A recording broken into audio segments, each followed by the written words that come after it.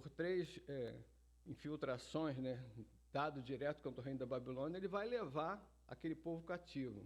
Então começa ali 609, data na Bíblia tem um pouco imprecisa, né? Porque, dado ao tempo, alguns dizem que o cativeiro lá, as intervenções da Babilônia começam em 606 a.C., outros dizem que 609. Então vamos pegar que 609 e 608, né, antes de Cristo, é a primeira intervenção da Babilônia no Reino do Sul. Leva quem? Daniel, que a gente já estudou sobre isso, né? Daniel, Ananias, Misael e Azaria. Pega os nobres, leva. Depois faz a segunda intervenção, leva quem? Os profetas. Ezequiel vai para o cativeiro. Depois, na terceira, 587 a.C., 586, ele faz a terceira intervenção e destrói o reino do sul. Destrói o templo, destrói a cidade, quebra os muros, a arca desaparece. E estão lá, ficam 70 anos no cativeiro, porque Jeremias tinha profetizado isso pela rebeldia. Então, o povo de Israel, do Reino do Sul, é levado para a Babilônia e fica lá 70 anos. E aqui a gente vai pegar agora o final de 70 anos. Porque agora quem ascende ao poder não é mais a Babilônia. Agora é o Império Persa. Esse império chamado aqui por Ciro, né?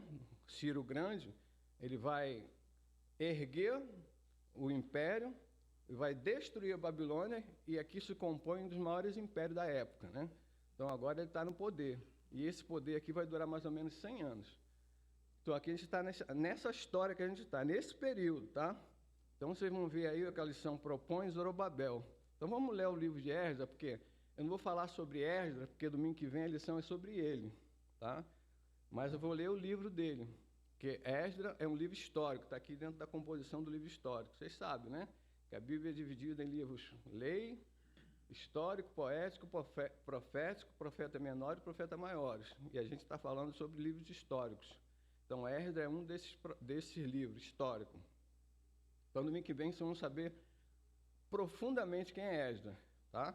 Eu posso só adiantar para vocês que ele era um amanuense, um copista, né? Um copiador. Copiava as leis e ensinava, ajudava. Vocês vão ver isso domingo que vem na próxima lição. Então, não vou falar muito sobre isso. Então, Esdras capítulo 1, vamos ler do 1 ao 8, aí, só para a gente ter uma ideia do que se está falando nesta manhã.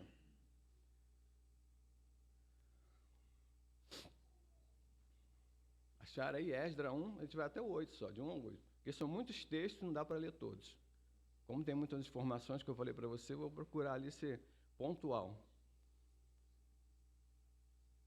Vamos lá? No primeiro dia do ano de Ciro, rei da Pérsia, para que se cumprisse a palavra do Senhor por boca de Jeremias, viu? Jeremias profetizou, e mais Isaías também, tá?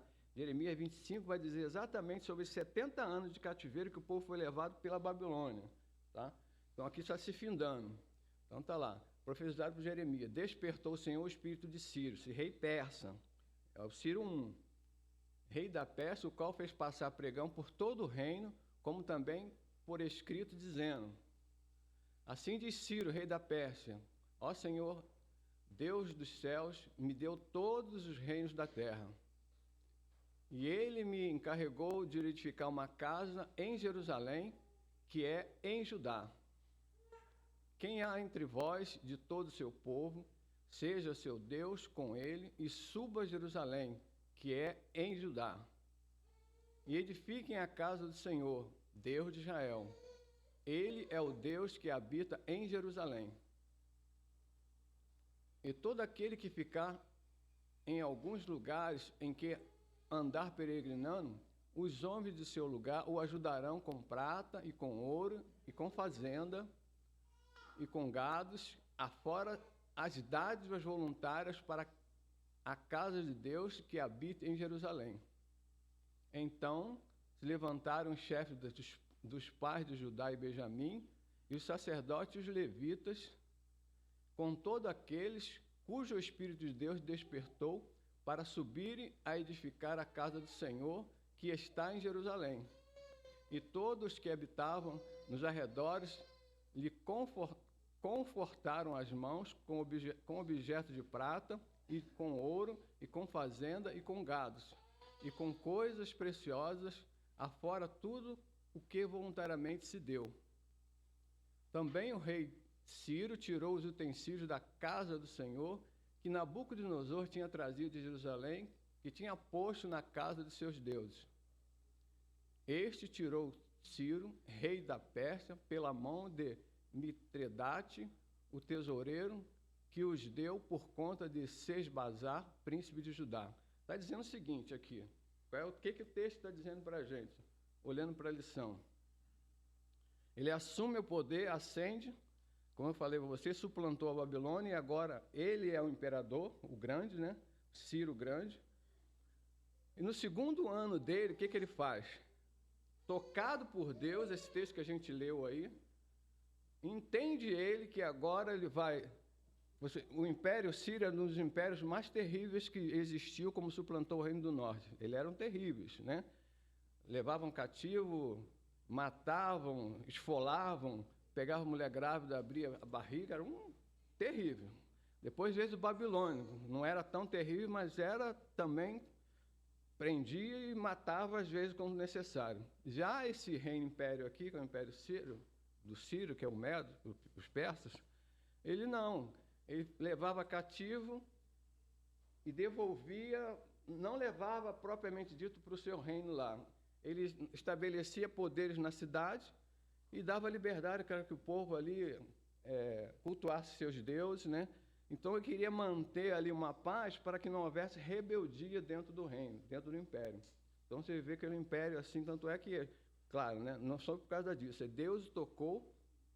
E como profecia de Jeremias, o povo agora está sendo liberto depois de 70 anos e tem agora a liberdade para cultuar o seu Deus. E movido por isso, né, Ciro vai proclamar um edito dentre todos os povos agora ao redor, daquele que ele conquistou, e principalmente, né, para o povo de Israel, que lá estava cativeiro, falou: vocês voltem agora, Deus falou comigo, vocês devem voltar para a terra de vocês vão lá fazer a reconstrução da cidade.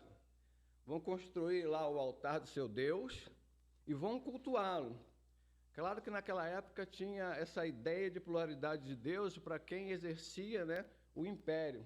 Porque dizia os imperadores daquela época, que não eram tementes a Deus, que quanto mais Deus você adorar, melhor para você. Você vai ter a teu favor cada um dos deuses. Eu não quero ir a um Deus que eu não conheço. Então eu queria agradar cada um deles. Mas não é por isso, é porque Deus moveu o coração de Ciro para que ele assim fizesse, porque isso foi profecia também de Jeremias, né? A gente sabe disso. Então está lá, ele vai mandar agora os que estão cativos, que ele conquistou da Babilônica, devolver para as suas cidades. E além disso, o que ele faz? Ele ainda dá dos tesouros do reino dele, dá a oferta de pratos de ouro e pega aquilo que Nabucodonosor, no império passado babilônico, tinha levado de Jerusalém para Babilônia. Ele agora devolve, falou assim: vocês têm dinheiro, vocês têm pessoas, agora vão para a cidade de vocês e comecem a edificação de toda aquela cidade. Então, reconstrua o altar de vocês, reconstrua o templo e passam a adorar e oferecer sacrifício ao seu Deus. Esse é o contexto que a gente vai falar nessa manhã. E aqui tem um personagem que é apresentado por quem? Pela revista aqui, que é Zorobabel. E quem é essa pessoa, Zorobabel? Aí eu jogo para vocês. Quem leu a revista? Só leu. Zorobabel.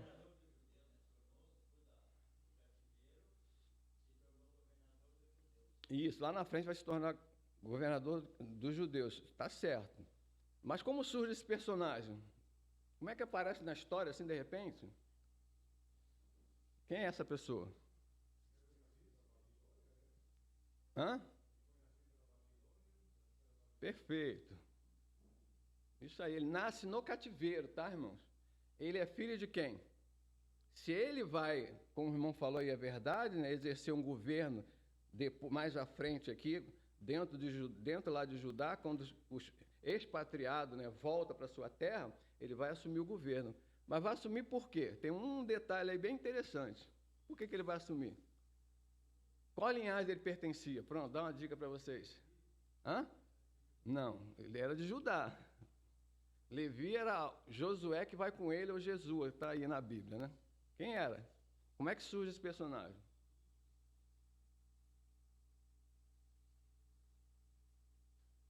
Não sabem? Vocês lembram que quando a Babilônia lá, né, houve rebeldia, quando a Babilônia destrói o reino do sul, ele vai levar reis para lá. Destrói e leva reis. Quem foi o rei que foi levado para lá? Jeoaquim. Isso. Mas quando o Ciro assume o reino, destrói a Babilônia, ele coloca outro rei lá. Qual o nome dele? Depois de Jeoaquim. Quem é? Joaquim, lembram disso, irmãos? Joaquim. A autora dá até uma dica para a gente, por isso eu falei que é quem leu a revista. 1 Crônicas, capítulo 3, 1 Crônicas, capítulo 3, versos 17 a 19. Vamos conhecer um pouquinho desse personagem, que ele não surge assim de repente. Apareceu. Não, da onde surge? E os filhos de Jeconias, Assir e seus filhos Seatiel, os filhos desses foram Malquizã, e Pedaías, e Senazar, Jecamias, Osama e a Nedabias. E os filhos de Pedaías, lá o homem lá, Zorobabel, Simei, e os filhos de Zorobabel, Mesuão e Ananias, e Selomite e sua irmã. Se você for mais acima, você vai ver que isso aí, ele é um dos filhos de Joaquim. Então ele surge porque nasce no cativeiro, como o irmão falou, é verdade, Babilônia, e quando agora está Ciro devolvendo o povo para lá, ele respeita a linhagem, tá, dos príncipes, dos reis. Então ele estabelece aqui Joaquim naquela época como rei, mas houve rebeldia, né? Então agora, quem está no poder? Que Joaquim já tinha morrido, que é o filho dele que assume agora, né? Ele respeita a linhagem real e vai manda Zorobabel e mais quem? Está aí no texto que a gente leu, Josué, de volta para Jerusalém para essa construção. E confia a estes os tesouros, lá que foi tirado da casa de Deus no Império Babilônico, ele dá dinheiro e agora vocês voltem para lá. Então está aqui esse personagem que a gente está lendo na Bíblia chamado Zorobabel. E Zorobabel, o significado do nome dele é aquele que semeia na Babilônia. Por isso que a gente vê que ele nasceu na Babilônia. Então está aí esse personagem, que é um dos príncipes, filho de Joaquim, que é o rei anterior, antes do no Império Babilônico. Tá, ele surgiu. Tá. O que mais que a gente pode saber sobre esse homem aí? Que a Bíblia, na revista, vai sugerir aqui uma coisa bem interessante. Nessa introdução, vale a pena a gente dar uma lidinha, só para o conhecimento da história e dar prosseguimento. A revista, a autora propõe o seguinte, na introdução, diz assim, o povo judeu foi por exílio da Babilônia em 3 etapas. Já falei para vocês sobre isso, né? Primeiro foram os reféns da família, os nobres levados, aqui eu falei Daniel, Ananias, Misael, Azaria, levados para servir a Nabucodonosor, entre eles Daniel, está aqui. Depois, na segunda intervenção da Babilônia lá, né? Foi Ezequiel, alguns profetas, deportados com Joaquim, está aí, ó. Quando Jerusalém foi tomada, o povo que estava na cidade foi para o exílio. Findados os 70 anos, é agora o contexto nosso, né? O Senhor usou Ciro da Pérsia para trazer os judeus de volta. Voltaram também em 3 levas. Primeiro foram quem? Então, como foram levados pelo cativeiro babilônico em 3 intervenções, e agora eles vão voltar em 3 também. A gente pode dizer assim, 3 grupos. Vamos pegar aqui 3 grupos. O primeiro dele é liderado por Zorobabel e Josué, o sacerdote. Porque o interesse do rei, que é o Sírio, né? Ele também temia deuses e temia esse Deus de Israel. Então ele se preocupa um povo voltar a adorar o seu Deus na sua terra. Por isso que ele propõe a quem? A linhagem real aqui a gente pode dizer que é um líder, né, civil e um líder religioso. Civil é Zorobabel e religioso é Josué. Josué era o sacerdote que foi junto. Então a revista diz assim, Josué, o sacerdote, para reconstruir o templo. Depois veio Esdras, né? Para ensinar a lei, a segunda intervenção, vai quem? Esdras. Então aqui vai Zorobabel primeiro e Josué. Vão construir o altar e vai começar a construção do templo. E depois vai Esdras, para recompor a lei, ajudar a lei civil lá, dentro daquele povo. Vocês vão ver isso no decorrer das próximas lições. E então Neemias foi autorizado a reconstruir o muro, é a terceira. Aí Neemias vai por último aqui para a reconstrução do muro. É esse cenário que a gente está aqui, tá? Situado na história, só para a gente entender. Então é esse período. Então, o que a autora está propondo aqui? A volta para Zorobabel e a ordem de Ciro. O que a gente pode fazer, a primeira aplicação aqui dentro desse primeiro ponto é: entendam vocês, a gente está num cenário, vamos supor aqui no Brasil que tivesse uma intervenção, né? Ou uma invasão, vamos pegar um império, vamos fazer de conta que a China é um império, né? E a China agora invadiu o Brasil, se tornou aqui agora, vassalo da China, o império da China. E agora nós estamos sujeitos à China. E agora nós estamos sujeitos às leis da China, ao governo da China. A intervenção agora a gente pode dizer que é comunista. Claro que se fosse a China mesmo, nesse contexto, a gente estaria aí sem liberdade de culto, né? Que lá a gente sabe que como é que se diz? Os comunistas não gostam de Deus, né? A maioria deles são ateus, né? Então não gostam. Então a gente estaria sujeito. Mas aqui nesse texto aqui a gente vê que Ciro dá liberdade de culto, não se preocupe. É mais ou menos isso para vocês entenderem como é agora. A diferença é que Ciro teme a Deus. Então ele manda aqui para o seu povo. Só que se fosse a China no dia de hoje, se levasse para o cativeiro, o Brasil ficaria vazio. Mas se ele tivesse a intervenção e tomasse o Brasil, ele poderia estabelecer leis e dar liberdade para que o povo vivesse debaixo da sujeição dele segundo as suas leis. Proibir culto, poderia proibir. Ou poderia dar liberdade também, mas sobre o governo chinês. É mais ou menos isso que acontece aqui nesse contexto, tá? A única diferença aqui que eu usei o exemplo é porque o Ciro agora está devolvendo eles para a cidade. Então começam a edificação, porque Deus levanta esse homem. Dado a profecia disso aqui, irmão, está na Bíblia, tá?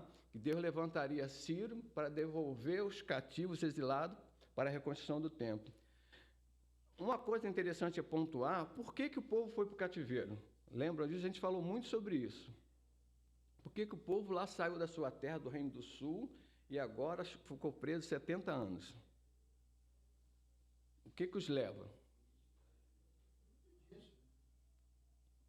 Não, desobediência, todos nós desobedecemos, mas tinha uma coisa que Deus odiava e mandou profeta várias vezes lá para que o povo voltasse a andar nos caminhos de Deus e observasse as leis e o conserto e o pacto que Deus tinha estabelecido com aquele povo. Isso tudo é quebrado. Mas tem uma coisa que Deus detesta que o povo fazia, e por não ouvir, foram para o cativeiro. A idolatria. Tanto é que no cativeiro, irmão, que surge a sinagoga que a gente vê hoje. O povo de Israel foi curado da idolatria lá no cativeiro. Vocês podem notar hoje que os judeus, no cemitério judeu, não tem nem nada de imagem, é tudo uma cruz, nada disso. É tudo lá com o nome da pessoa no máximo lá. Então eles têm um horror à idolatria. Mas o quê? Dadas, lembra do cativeiro lá.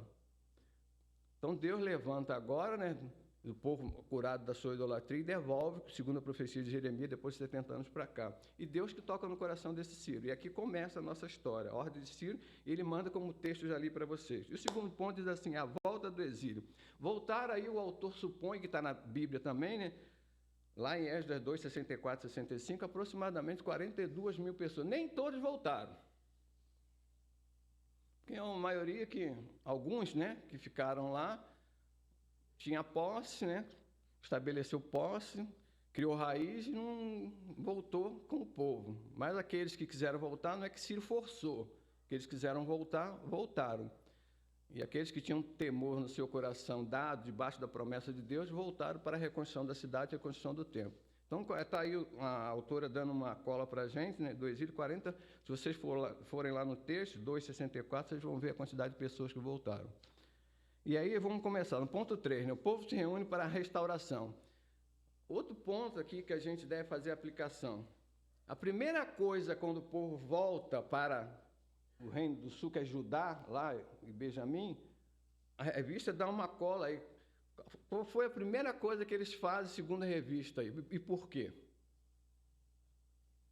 Qual a primeira coisa que Zorobabel e Josué foram fazer na cidade quando chegaram lá? Por o quê? Reconstruir o altar, não é isso? Fazer a reconstrução, reconstruir o altar e trazer de volta os sacrifícios. Não é? Lembram disso no texto? Então, a aplicação dessa, aqui está. Irmãos, nunca deixe de temer a Deus. Quando Jesus fala, no capítulo 6, 33 de Mateus, né? Buscar em primeiro lugar o reino de Deus e a sua justiça, as demais coisas serão acrescentadas. Isso aqui, ó, está claro dentro desse texto aqui. A primeira lição que a gente aprende é essa.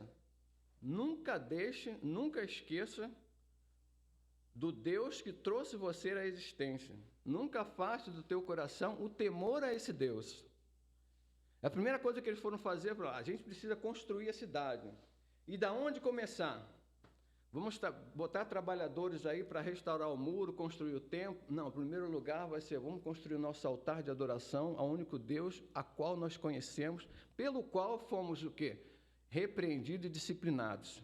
E agora voltar e conhecê-lo mais. E para a adoração naquele tempo, existiam as festas e os altares de sacrifício.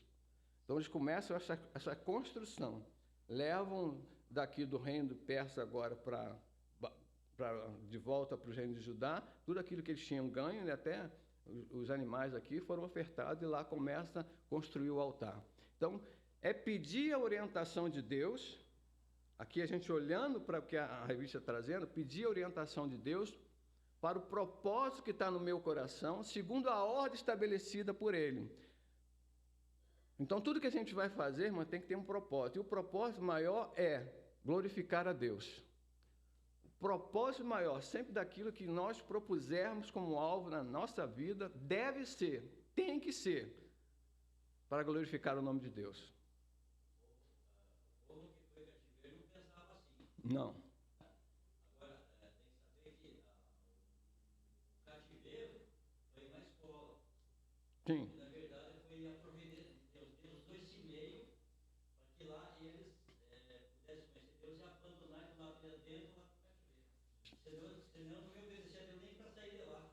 Sim. Aqueles que nasceram lá não quiseram sair. Sim. Tanto é que tem parte do povo que eu falei a vocês não voltou da Babilônia, ficou lá ainda, né?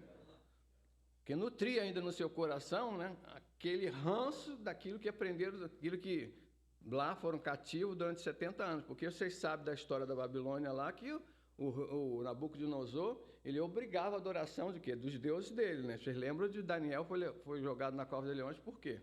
Não adorou lá o Deus que foi erigido por Babilônia, né? Pelo Nabucodonosor. E a gente vê também dos 3 amigos dele, foram jogados na fornalha onde? Na Babilônia. Por quê? Não se dobraram diante do... Mas alguns ficaram ainda, não foram curados porque não quiseram voltar. Mas os que voltaram, aqui começa, né? Como o irmão falou, e é verdade, né? Foram aqui disciplinados agora contra a idolatria e vão buscar a orientação de Deus para a construção da cidade. Erige primeiro o altar. Então, a minha vida, a nossa vida, irmão, tudo que a gente propuser a fazer como alvo, né, para frente, olhando para frente, deve ser para glorificar a Deus. Eu tenho que me despir de tudo aquilo, né, que desagrada ao Senhor. Tá bom, mas aonde eu conheço isso? O que Deus quer? É diante da sua palavra. Você vai buscar isso hoje, não oferecendo sacrifício, porque o nosso sacrifício já foi feito lá 2000 anos atrás, na cruz do Calvário, né? Está lá, Cristo foi o nosso sacrifício. Então, através do Cordeiro dele, o Cordeiro imolado, que é Jesus Cristo, né? O homem sem pecado, então a gente tem que olhar para aquele ato lá, sempre na nossa vida. Pela misericórdia e o amor de Deus, nós fomos comprados. Pela misericórdia de Deus, não fomos destruídos. E buscá-lo agora. Qual é a sua vontade para mim? O meu propósito, o meu alvo é esse. Senhor, está de acordo com a tua vontade? É desta forma? Tudo que eu estou propondo a fazer aqui, vai glorificar o teu nome? Essa é a lição que a gente tem que tirar aqui, porque eles estão no caminho certo, na construção aqui dos altares de sacrifício para buscarem a Deus, orientação daquilo que viria adiante. E será que é assim com você e comigo hoje? Tem sido? Tudo aquilo que eu hoje projeto, né? O resultado dessa projeção é para a glória de Deus? Deve ser, irmão. Se não é, nós estamos errados. Aqueles que ficaram lá não pensavam assim, né? Porque eles tinham comércio lá. Isso. A prioridade deles não era Deus, é verdade, né? Era o fins financeiros. Então, cuidado com isso. Boa pontuação.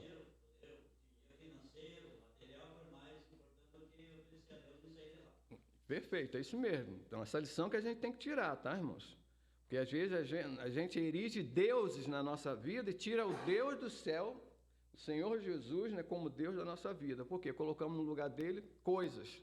dinheiro, poder, tudo aquilo que satisfaz, né, o nosso ego, tudo aquilo que me dá prazer. Então, cuidado com isso.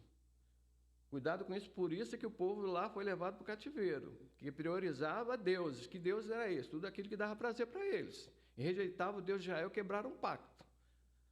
Então, obedeça. Se eu não sei como, eu busco na sua palavra em oração, que ele vai me dizer como eu devo apresentar minha vida, como diz Paulo lá em Romanos capítulo 12, no verso 1 e 12, né, está lá dizendo, em sacrifício vivo, santo e agradável a Deus. Eu tenho que apresentar minha vida desta forma. Você e eu temos apresentado a nossa vida nas mãos de Deus dessa forma, em sacrifício vivo, santo e agradável a Deus, que é o vosso curso racional. E, como o irmão falou, é verdade. Paulo, quando prossegue lá no versículo 2 de Romanos, e não vos conformeis com esse mundo. Ó. Lá havia conformação daqueles que ficaram.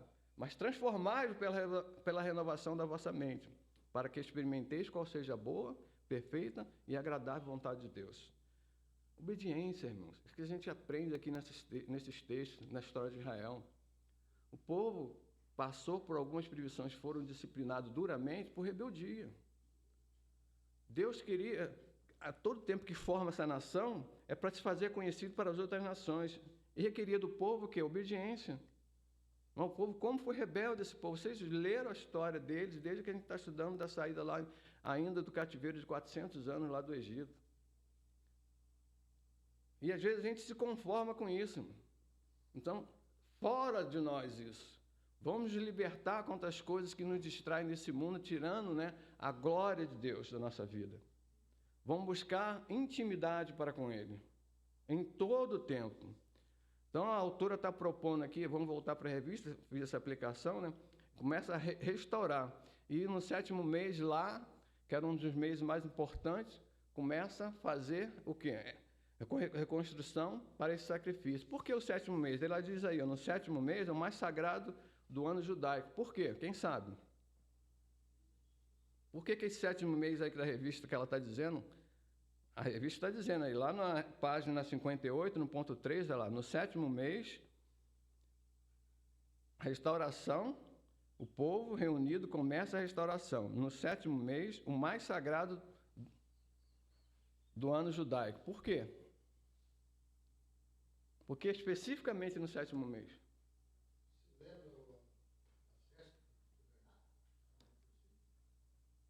As festas vêm depois. Ó, foi edificado um altar e foram oferecidos holocaustos de acordo com a lei de Moisés. Porque se você olhar em Levítico capítulo 23, no verso 26 e 27, esse ano aqui, esse mês, o 7º, é o mês de quê? Da expiação. Vocês lembram que uma vez por ano o sumo sacerdote, né, oferecia sacrifício pelo pecado do povo? Quando estavam atravessando o deserto, lá quando Moisés tira e estabelece o culto e as festas, e no 7º mês, está lá, livro de Levítico, Moisés, que orientado por Deus, diz ao sacerdote, o tabernáculo já estava pronto, deveria entrar no Santo dos Santos com sangue. É o dia da expiação. Fazia-se a convocação, e nesse dia oferecia o cordeiro, que vai simbolizar Cristo lá na frente, né, sem defeito, e tinha que entrar com sangue para não ser morto, e oferecia o sacrifício pelo povo. Por isso que é a importância desse 7º mês. É só olhar Levítico 23, 26 e 27, vocês vão ver isso, né? E aí depois, agora eles ofereceram um culto no 7º mês, vão estabelecer as festas, né, o sacrifício, a festa dos tabernáculos. E aí a revista propõe o seguinte, começa a obra. Que obra é essa? O que está começando aqui? O que vai se iniciar depois desses altares? Pediram orientação a Deus, ofereceram um culto, voltaram às festas, e agora vai se começar a obra. Que obra é essa? Isso. Vocês lembram que eu falei para vocês que a Babilônia faz a terceira intervenção no ano 586 a.C.? Ele destrói Jerusalém. Nabucodonosor manda lá seus soldados, seu exército, destrói o muro, o templo, põe fogo em tudo. Vocês vão estudar isso, essa história é linda, vocês vão estudar isso na história de Neemias e na história de Esdras, domingo que vem é Esdras. Neemias, então, a oração que ele faz, vocês vão ver uma oração lindíssima. quando ele está ainda cativo com o rei Pérsia. Vocês vão ver isso. Então, aqui agora começa a construção do templo. Interessante que é só o povo escolhido, né? Isso. Se alguém para ajudar que não era de Deus. Eu contei isso. A revista propõe aqui, que ele já está adiantando, o seguinte, que quando vai começar essa obra, esse povo, esses 42 mil aproximadamente, que voltam para o Reino do Sul, lá que é Judá, Jerusalém, para a reconstrução do templo, lá nessa cidade que foi destruída, tinha povos lá, como o povo de Israel foi tirado, a maioria não estava abandonado. Tinha alguns lá velhos, doentes, que ficaram lá. Tanto é que Jeremias não vai para o cativeiro. Ezequiel vai, mas Jeremias não. Então lá, Jeremias profetizava lá, mandava carta quando o povo ainda estava na Babilônia. Então algumas pessoas ficaram. E os povos ao redor, né, viu a cidade destruída, que é Jerusalém, que depois da Babilônia toma posse. E esse povo lá que estava tomando posse é um povo, como ele falou, e é verdade, né? Aquele povo que foi levado do cativeiro do Reino do Norte, pelos assírios, né? Aquela mistura de raça. Ali que vocês estudaram também, da onde surgem os samaritanos.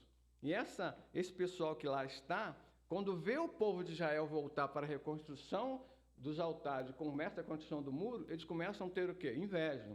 Eles chegam primeiro... Aqui foram levados os levitas, esses 42 pessoas aqui foram levadas para a construção. E quando eles começam a construção, esses pessoal que está lá chegam para poder prestar auxílio. Só que na cabeça dos judeus que foram levados, saíram do rei da Pérsia, 42 mil para lá, entendiam que essas pessoas não poderiam ajudar na construção do templo. Por quê? Por que não poderiam ajudar? É rejeitado. Você vê, antes da oposição aí. Por quê? Hã? Era o papel do povo que voltou do exílio. Um dos pontos, né? E esse povo, ele tinha, quando chegou para oferecer ajuda, como raça não pura.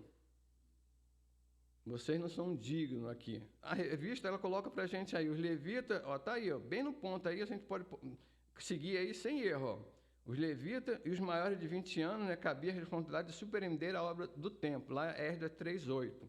E o trabalho foi iniciado com grandes louvores, está aí, ó. Havia alegria. Deus queria isso.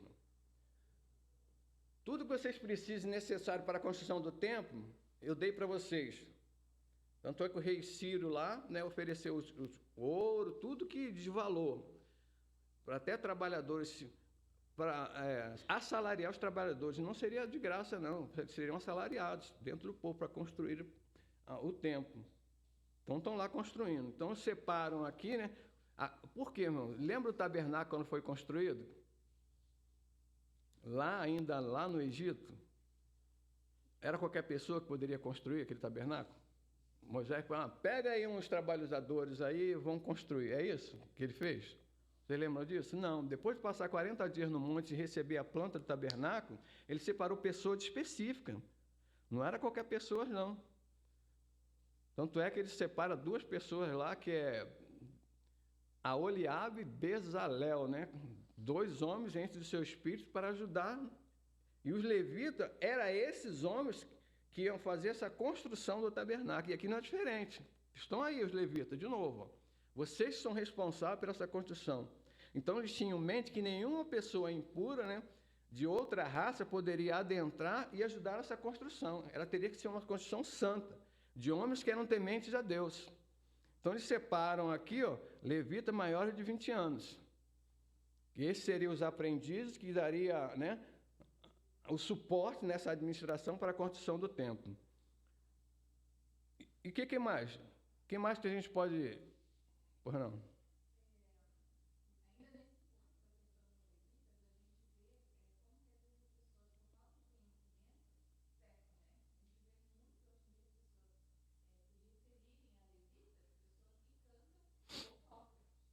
É.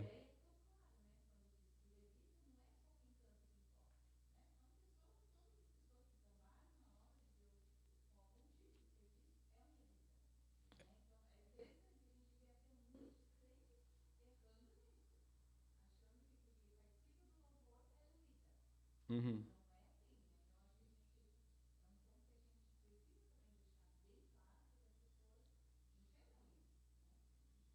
Levita, que a irmã está falando, é verdade, vocês lembram dele, né? Era um dos filhos lá de quem? De Jacó, e Deus separa essa tribo especificamente para quê? Ela não recebe herança quando o povo adentra Canaã, e era responsável pelo quê? Pelo culto, né? Eles iam responsáveis por todos aqueles artifícios lá dos objetos do tabernáculo e responsável também para o culto. Tanto é que o sumo sacerdote tem que ser levita, que era Arão, dessa linhagem que vem aí, ó, o sacerdote Jesuá, ou o Josué aqui, nesse lado. Então, levita hoje não existe, tá? Isso era para o povo judeu lá. E é verdade que não é só para... Eles cantavam e trabalhavam também, tá? Prestavam culto a Deus, ensinavam os textos bíblicos, eram lá também professores, ensinavam a lei e também trabalhavam. Então, hoje não tem essa figura do levita, isso é lá para o povo de Israel daquela época. Eu sei que por algumas igrejas aí o pessoal, os levitas vão tocar. Não, não existe isso, essa figura. São servos de Deus como os irmãos e cada um com seu talento e dom que Deus separou para servir na casa dele, né? Os levitas, a função dele era administrar, né? Isso. E o sumo sacerdote tinha que ser levita. A gente viu isso em Arão e vai ver aqui em Josué. Outra coisa, por que o jovem de 20 anos, né? Porque os 20 anos era a idade civil, né? Uma liberdade de trabalhar. Antes não podia, porque a idade de 20 anos é a idade civil, essa maior. Quando a gente olha para Número capítulo 4, acho que é verso 30, eu tinha anotado aqui, que esse ofício para o tabernáculo tinha uma idade, tá?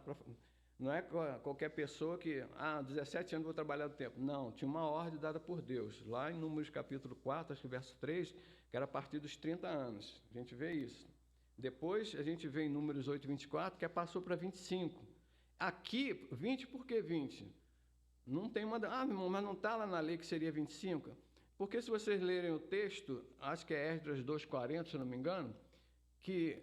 Quando voltou esse do cativeiro, esses 42 mil pessoas, somente 74 levitas voltaram. Então, tinha uma escassez de mão de obra, né? Então, eu não poderia botar de 30 anos, tem que pegar um pouquinho mais baixo para ajudar aqui, agora na administração do templo. Por isso tem esse 20 anos aí, mas nada de errado, né? É uma circunstância, uma necessidade, que não estava quebrando os princípios da lei. Porque aqui é a orientação de Deus. Eles fizeram o culto e a orientação de Deus para poder fazer isso, tá? Então, vocês viram aí que começa a obra. Aí, legal, né? Vamos agora estabelecer a obra, nós temos um alvo, a cidade está... A gente estabeleceu os altares de culto, e aqui vamos lançar o fundamento para a construção do templo. E esse texto é muito lindo, vocês viram, né? O que começa aqui? Quando eles lançam o fundamento para a construção do templo, o que acontece aí? Isso.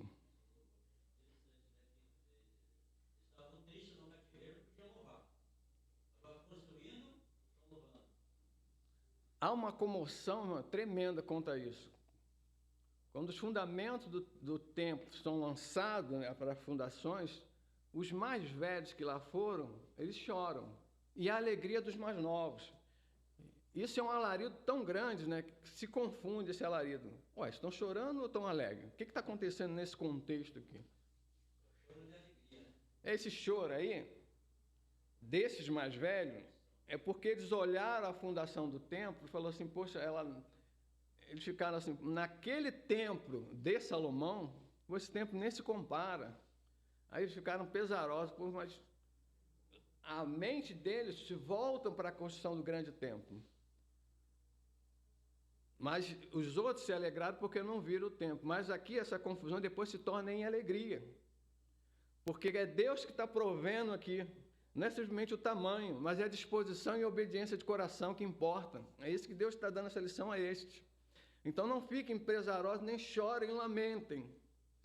Mas se sintam privilegiados que eu estou tirando vocês aqui, vocês estão sendo o quê? Obedientes. É isso que eu quero de vocês. E regozijem-se nisso. Porque eu quero que estabelecer o culto e mostrar a vocês que é um Deus que zela por vocês, que está ao favor de vocês. E aí tudo agora se transforma em cânticos de louvores e começa a construção. Aí começa a construção, eles constroem e acabam o templo. É isso que acontece aqui no contexto? A lembrança também comove, né? Sim. O que vai acontecer logo a seguir? Então a construção foi legal, aí terminaram o templo, né? Fizeram os muros, é isso? Foi assim? Qual o primeiro problema que acontece aí?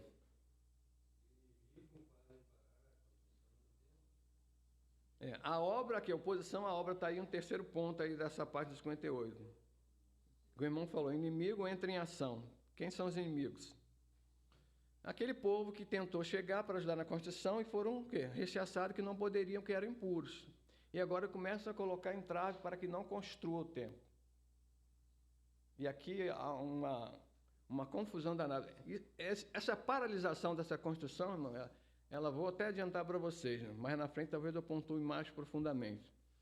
Eles começam a obra, eu acho que foi no ano 537, essa obra começa. 539, a Pérsia invade a Babilônia, estraçalha a Babilônia e surge o Império Persa.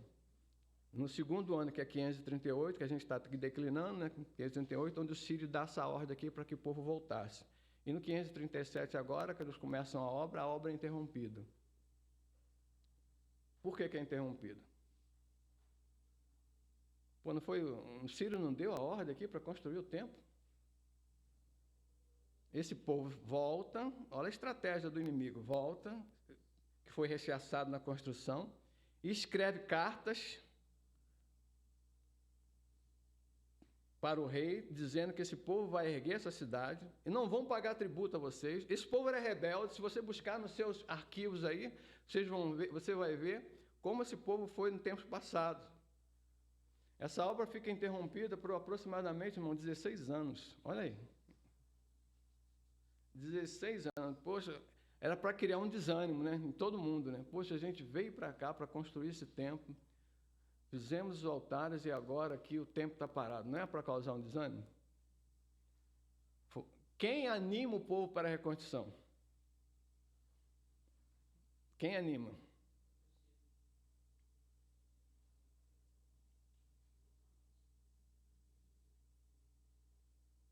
Quem anima? Sim, mas vai usar instrumento. Quem são esses instrumentos? Não, os instrumentos foram usados, Zorobabel e Jesus foram usados para estabelecer o altar, e aqui vão construir o templo.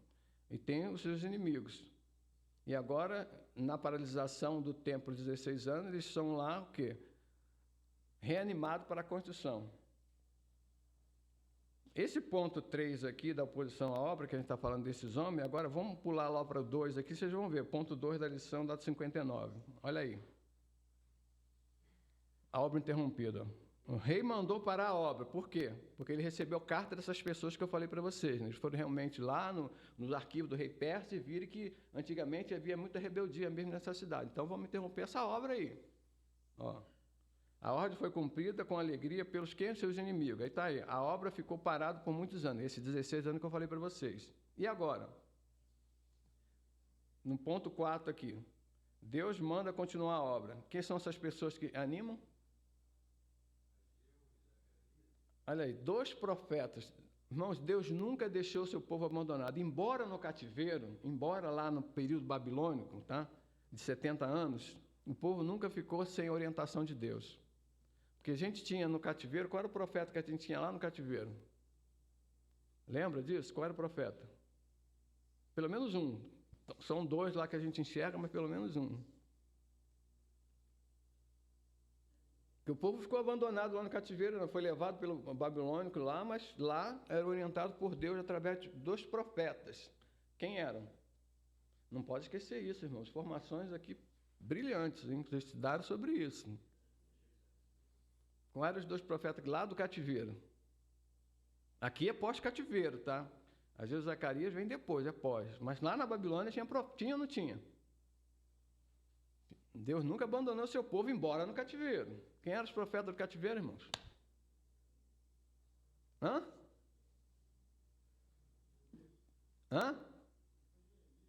Não, Jeremias não vai para o cativeiro, mas ajuda também. Mas estou falando no cativeiro. Jeremias era um desses. Daniel, quem mais? Tinha um outro que nasceu lá também. Então, Aí, Daniel e Ezequiel são os dois profetas que Deus usa para repreender o povo, para orientar o povo, ainda no cativeiro, tá? Então, aqui lição que a gente aprende, ainda debaixo, né, de opressões, ainda debaixo de luta, de provações, Deus nunca abandona o seu povo. Eles estavam aqui se orientados por dois profetas, que eram Daniel e Ezequiel. Então, aprenda essa lição. Ainda debaixo de lutas e provações que você e eu passamos na vida, nunca Deus nos abandonará. Ainda que os nossos pecados façam acepção, né, nos separam de Deus, ou como diz Isaías 59, lá no verso 2, né, que Ele esconde nossos rostos por causa dos nossos pecados para que não nos ouçam, ainda que pequemos, ainda que afastamos dEle, Deus sempre vai ter misericórdia de nós, irmãos. A graça de Deus aí, a bondade de Deus, ainda está buscando em nós arrependimento. Ainda, então se arrependa hoje. Se você está fazendo projeto, ainda está vivendo debaixo de pecado, de coisas que te afastam de Deus, Deus está te chamando para o quê? Para uma aliança com você. Deus está te chamando para um pacto com você. Deus está te chamando para que você se sujeite a Ele. Deus está te chamando para te fortificar, para que você vença o pecado que tão depressa, a gente pode dizer assim como hebreu, te assedia e te separa de Deus. Deus nunca abandona o seu povo, nunca, irmãos. Pode ser o maior pecado que você tenha cometido, mas Deus vai ao teu encontro, para que haja arrependimento e restauração para a intimidade com Ele. E Deus aqui, como usou os profetas lá no cativeiro babilônico, agora na paralisação dessa obra, Ele vai usar profetas também para o quê? Para incentivar o povo. Então, esses dois profetas aqui, o profeta pós-cativeiro, são os três, tá? Pós-cativeiro. Aqui só tem dois, que é Ageu, Zacarias e Malaquias. São os três que vêm depois da volta lá pós-cativeiro. Então, eles vão ser usados aqui, ó. Exortação de Ageu e Zacarias a quem? O rei mandou parar a obra porque recebeu essas cartas dos inimigos e nós estamos parados agora. E Zacarias é levantado por Deus, junto com Ageu, para fortificar o povo. E a exortação vai para quem, primeiramente? Exatamente, para os líderes, irmão. A importância da liderança fortificada dentro da igreja. Interessante que ele aqui citou dois líderes, né? Isso. Daniel e Ezequiel incentivou mais a Daniel também do que a Daniel. Os dois foram incentivadores lá no cativeiro. Mas Ezequiel foi o que mais incentivou. Sim. Foi incentivado até Daniel. O livro mais longo é de Ezequiel. Ezequiel, que mais profetizou no cativeiro foi Ezequiel. Sim. Então está aqui a importância da liderança, irmãos. Ser fortificada. Ser cada dia mais submissa a Deus, né? Ajudada. Porque a gente pode trazer para o nosso contexto, nós somos pessoas humanas, estamos sujeitos a falhas. Como negligenciamos, né, a nossa vida de comunhão com Deus. E às vezes vai acontecer um deslize e uma fraqueza. E se nós somos tementes a Deus, e nesse deslize, o pecado na vida do crente a gente pode dizer, um ponto fora da curva, né? Não é uma prática. O crente não pode ver na prática do pecado, segundo lá a carta de João, 1 João 3, capítulo 8, lá, né? Vai dizer sobre isso. Então, a gente não pode viver na prática do pecado. Mas quando há um deslize, nós somos trazidos por Deus, através do seu Espírito tocado, para a comunhão, para reatar nossa comunhão com Ele. E somos incentivados através do quê? Através da sua palavra, através de pessoas que são tidas como profetas, que vão nos confrontar naquela vida que estamos vivendo longe de Deus. Ou através de desânimos que temos sofrido na vida. Eu tenho visto nesse tempo, irmão, muitos crentes, muitos mesmo, desanimados, apáticos. Isso não é vida de crente, não. Não é vida de crente. Crente tem que ser viçoso, vigoroso. Tem que ser aquele crente que se apresenta e submete a Deus para fazer a obra de Deus, sob a direção de Deus e no poder de Deus. Então, não tem espaço aqui para uma vida apática. E uma vida de desânimo, porque o nosso Deus não é um Deus de desânimo. Então, se você está vivendo isso, ore a Deus, para que revigore as suas forças a cada dia mais, que você possa ser útil aonde Ele te chamou, aonde Ele te colocou. nesse ministério, nesse dom que Ele te deu, nesse talento que você tem, para servir na casa de Deus, para a glória de Deus.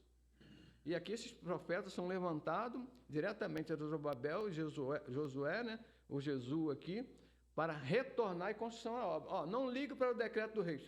Se a gente olhar aqui, Esdras capítulo 5, verso 1 e 2. Põe para a gente, por favor, irmão.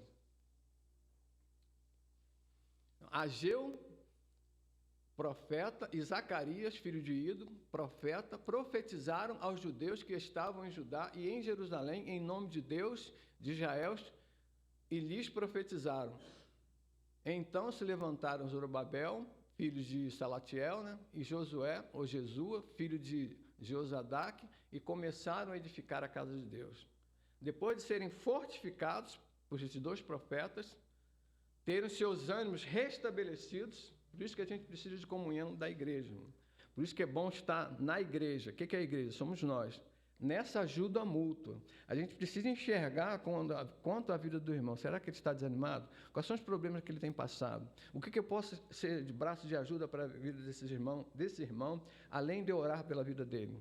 O que eu posso me sentir útil para poder ajudar na fortificação espiritual para que ele continue a caminhada? Eu devo ser esse braço de ajuda. Por isso a comunhão dos santos. Por isso é importante, irmão, aqui na igreja, essa comunhão. Eu comparecer. Porque a tendência, senão você ficar isolado. Isso vai se isolando cada vez mais. Daqui a pouco você está longe cada vez mais de Deus. Por isso a importância de estar na comunhão dos santos. No templo, nas atividades da igreja, onde você cresce e vai ajudar o irmão. Seja em oração, seja você um pouquinho mais instruído, a ajudá-lo a crescer na fé.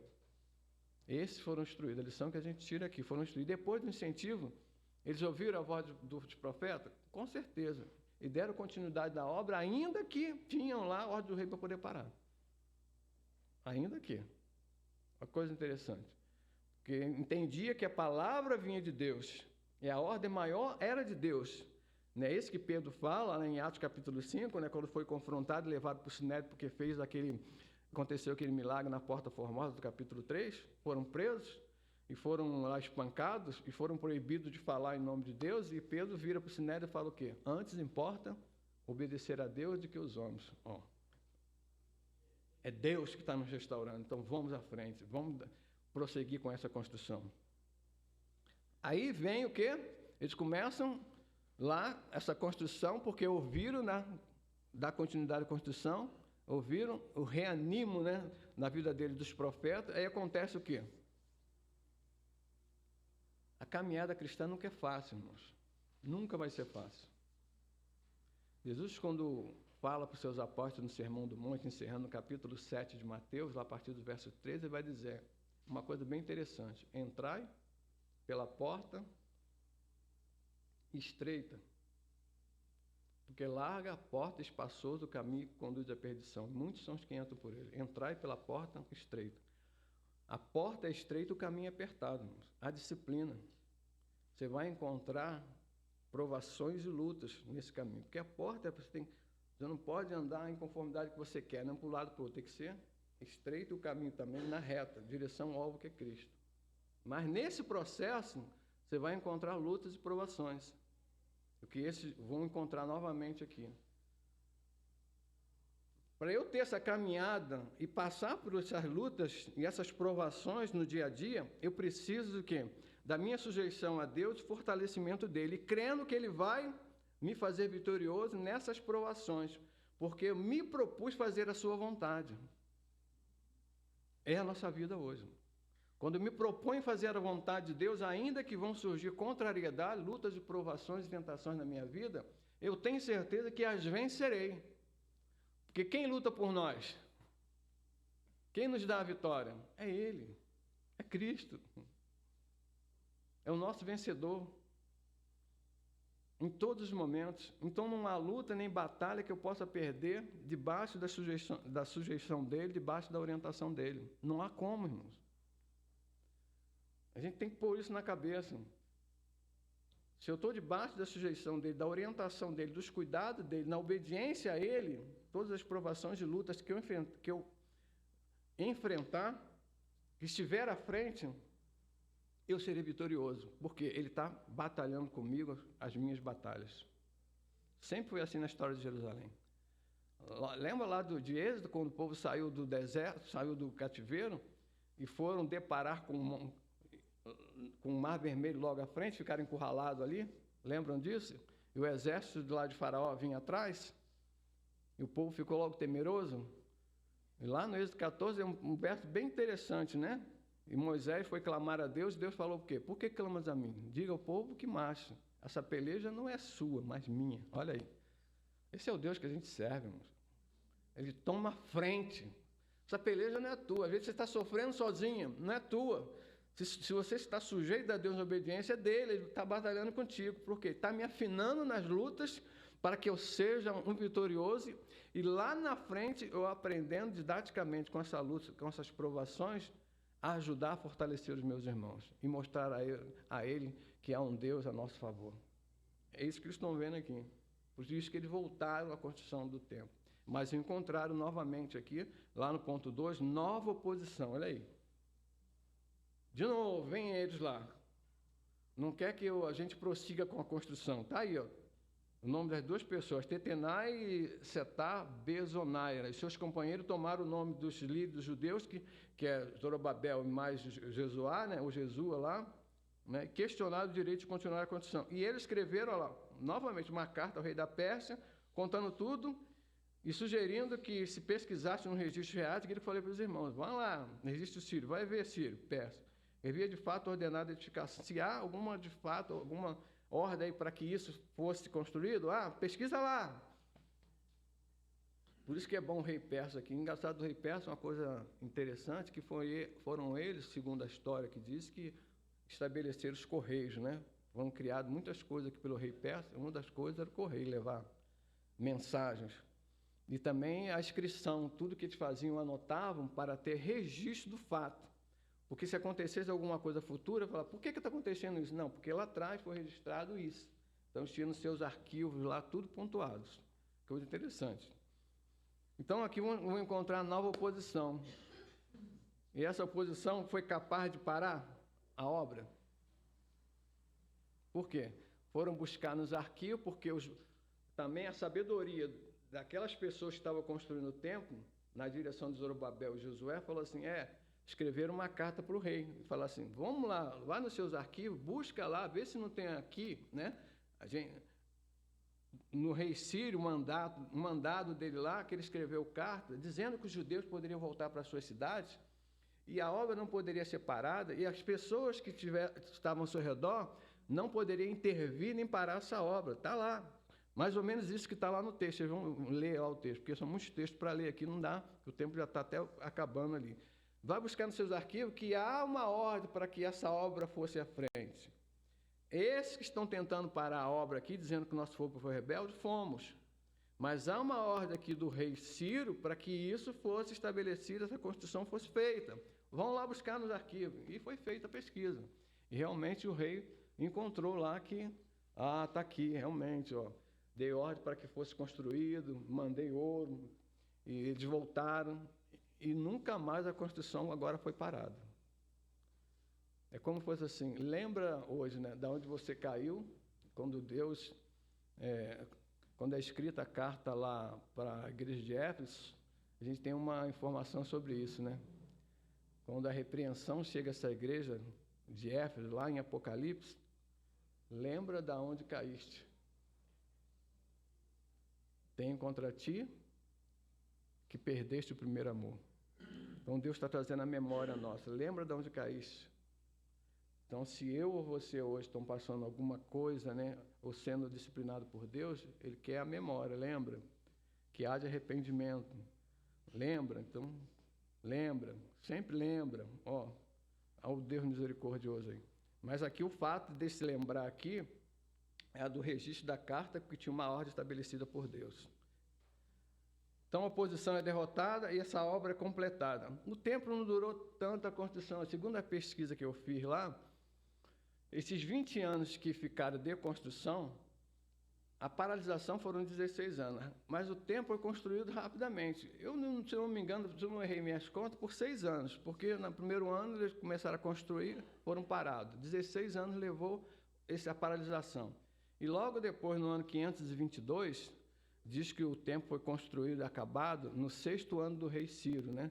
Então ele levou praticamente aí 5, 6 anos para ser construído, foi bem rápido, tá? O templo levou mais porque a paralisação foram 16 anos.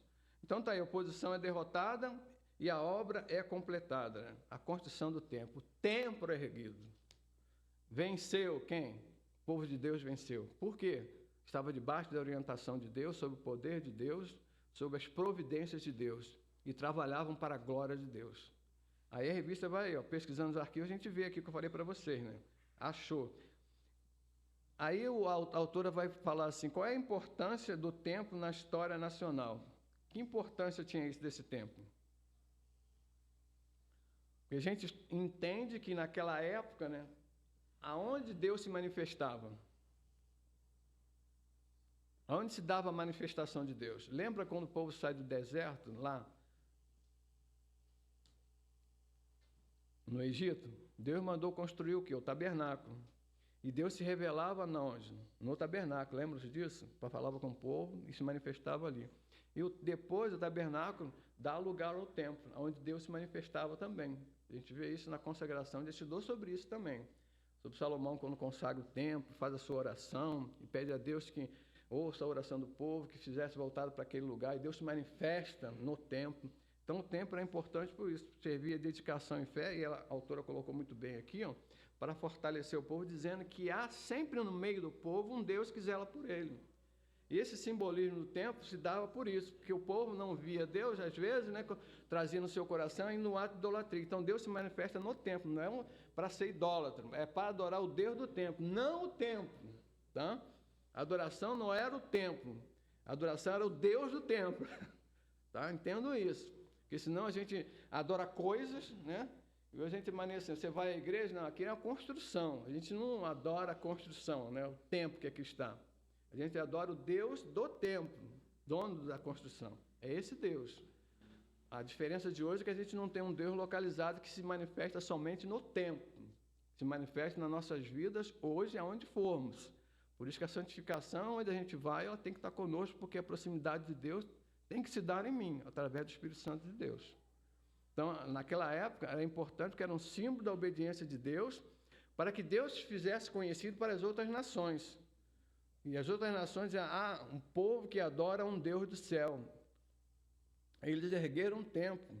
E Deus se manifesta no templo através, né, dessa construção que eles fizeram. Isso naquela época era muito importante para os judeus. Tá? Então está aí a construção. Vamos correr aqui que a gente já falou sobre Ezequiel e o sacerdote aí, né? Então vamos lá. O que a autora traz para a gente no ponto 7 aí? Bem interessante. O templo e Cristo. Qual é a relação que tem isso aí? A autora dá até uma cola aí.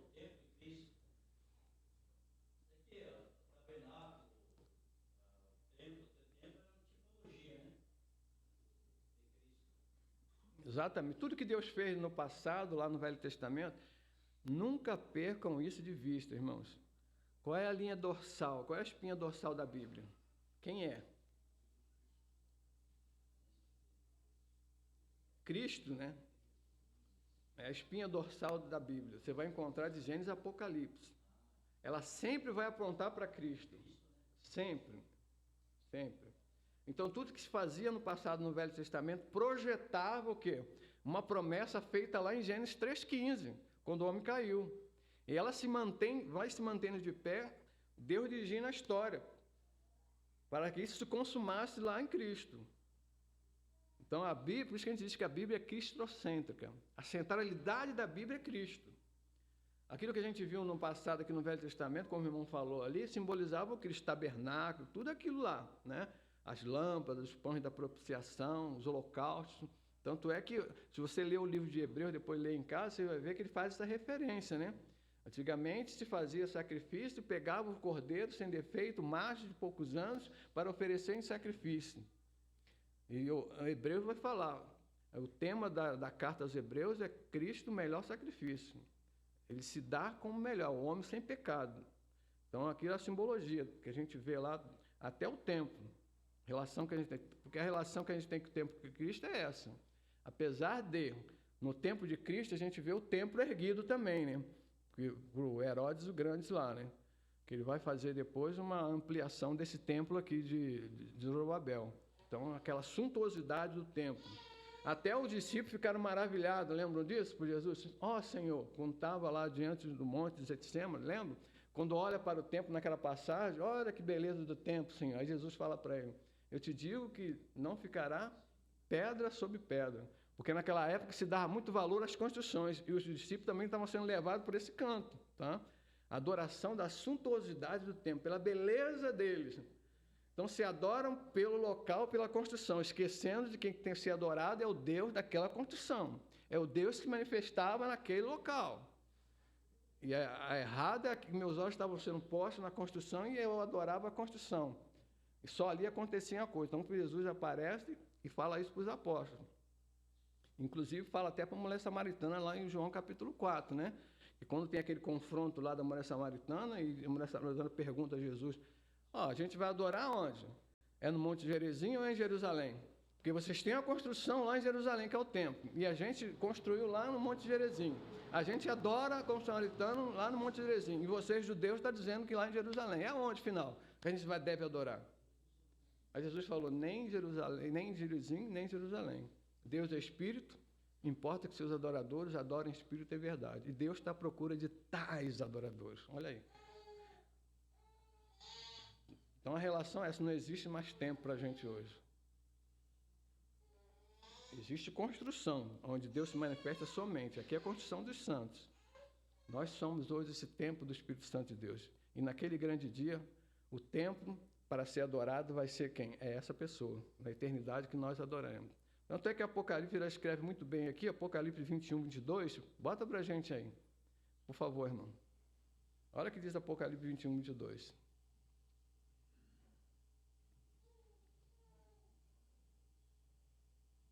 E nela, está falando lá, não vi templo, porque o Senhor, o seu templo é o Senhor, Deus Todo-Poderoso e o Cordeiro. É a visão de João quanto às coisas celestiais, ele está olhando aqui, escrevendo essa carta para as coisas lá da cidade santa, né? A Nova Jerusalém. Não existirá templo, porque o Deus do Senhor é o nosso templo, é a nossa central de adoração, nossos alvos, nosso propósito é focado nele. É Ele, é tudo para Ele, por Ele. Então não haverá mais, irmãos. Essa é a referência que a autora faz aqui do templo. Por isso que tudo que o irmão falou aqui do Velho Testamento apontava para Cristo. E agora a gente vê claramente no livro do Apocalipse que como será quando tudo se findar aqui na terra. Ele não mais acontecerá. Então, até hoje tem gente que está tentando localizar Deus dentro da igreja. Sim. Você pode até através da igreja como meio, tá? Para conhecer a Deus. Pode até, tá? Mas tomem cuidado, eu sempre não vou deixar de dizer isso. A adoração não é localizada hoje.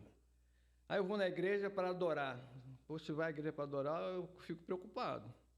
Porque a sua vida tem que ser uma vida de adorador, irmão, onde você for. Eu vou para a comunhão dos santos no templo, nessa comunhão apresentar um culto coletivo de gratidão a Deus e louvor do seu nome, quando nós nos reunimos aqui.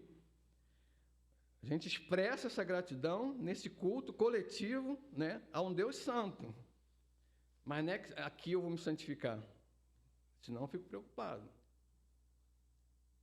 Porque quando a carta de Pedro, capítulo 1, verso 16, fala, sede santo, porque eu sou santo. Ele não fala de templo, de localização. Sede você, porque eu sou santo. Então a comunhão contigo, para comigo, tem que ser de santidade. Porque você está se relacionando com Deus santo. Então, sede santo. A sua vida isenta de pecado. Cada momento que você vê o pecado sobre você, rechaça ele. Porque nós fomos libertados do poder do pecado. Não da presença do pecado. O pecado ainda está aí, né? A presença é só na eternidade mesmo. Lá não terá mais. Mas o poder não. O poder, o Espírito Santo está aqui, foi nos dado para que nós rechaçamos a vida de pecado.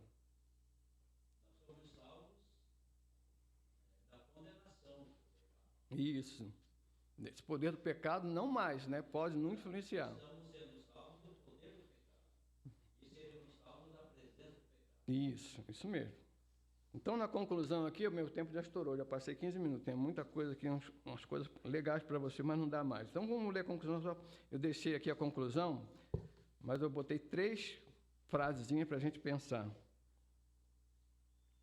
Na conclusão, ela diz assim: o Deus que se revela nas experiências de Zorobabel e Jesua é fiel e redentor, olhando para Cristo, né? É soberano, controlando até as decisões e ações de imperadores. É Deus.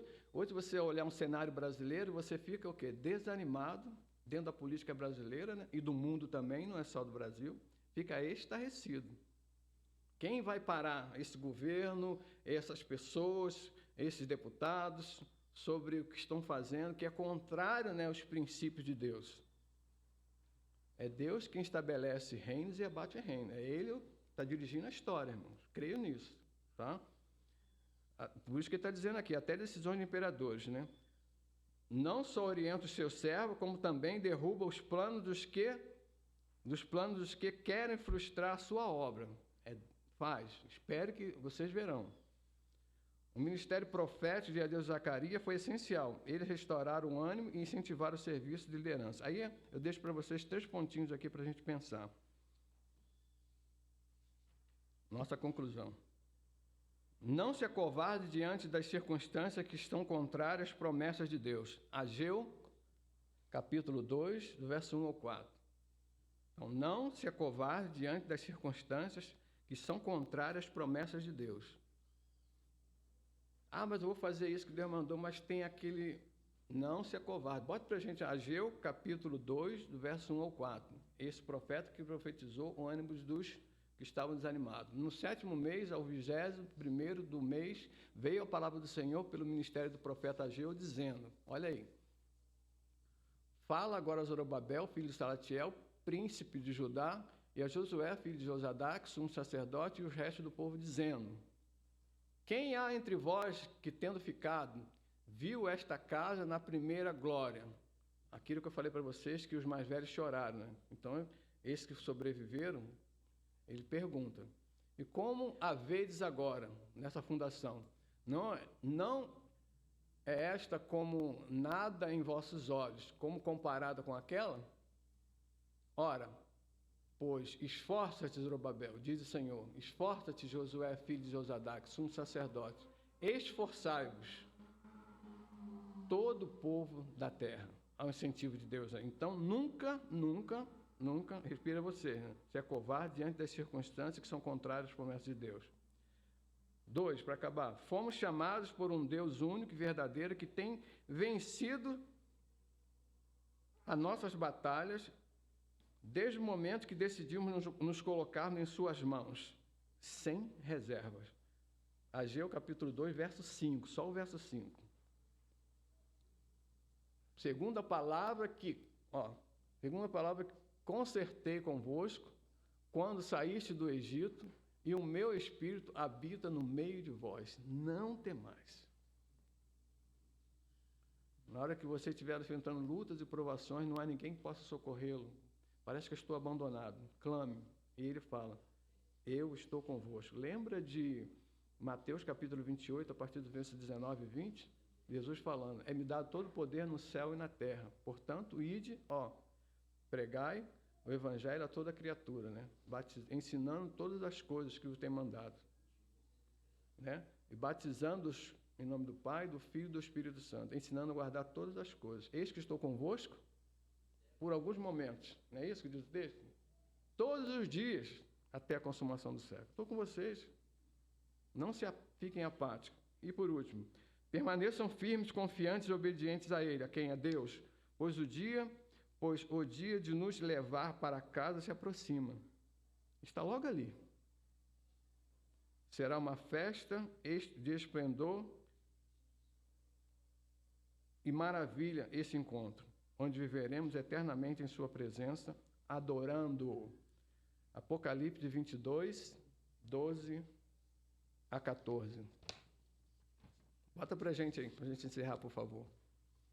Eis que cedo venho, e o meu galardão está comigo para dar a cada um segundo a sua obra. Eu sou o Alfa e o Ômega, o princípio e o fim, o primeiro e o derradeiro. Bem-aventurado aqueles que lavam a sua vestidura no sangue do Cordeiro, para que tenham direito à árvore da vida e possam entrar na cidade pelas portas. Olha aí. Está escrito o nosso futuro, irmãos. Está lá. Essa é a promessa. Então, que Deus abençoe a vida dos irmãos, que os irmãos possam ter tirado, né, dessa lição de hoje a vitória que Deus deu a Zorobabel e a Josué, ainda debaixo de sujeição, de oposição, para a construção do templo. E foi edificada e a casa foi erguida e entregue ao povo de Deus. Então, domingo que vem, vocês vão estudar sobre Esdras aí, o irmão deve aprofundar um pouquinho mais, não sobre isso, mas dar continuidade. Vamos orar?